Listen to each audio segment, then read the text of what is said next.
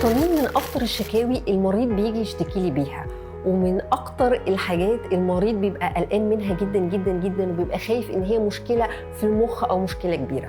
الطنين عرض ومش مرض.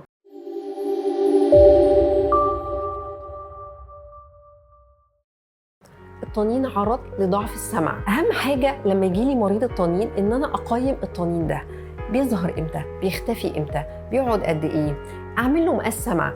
هل المشكلة ليها علاقة بمقاس السمع؟ من أهم أسباب الطنين ضعف السمع. عندي أسباب تانية للطنين؟ عندي أسباب تانية للطنين. الطنين ممكن يكون جاي من أسباب بره الودن، لو عندي مشكلة في الفك أو الأسنان وهي اللي مسببة لي الطنين. بس مهم قوي قوي قوي أول خطوة في مريض الطنين إن أنا أعمل مقاس السمع عشان أطمن على مستوى السمع عندي، لأن ممكن جدا جدا المريض ما يكونش بيشتكي من السمع، بس لما أعمل مقاس السمع ألاقي في ترددات معينة فيها ضعف السمع، وهي دي اللي مسببة لي الطنين. بالتشخيص السليم أنا أقدر أعالج المريض ده، والطنين ده يختفي تماما من حياته ويتمتع بحياة طبيعية سعيدة.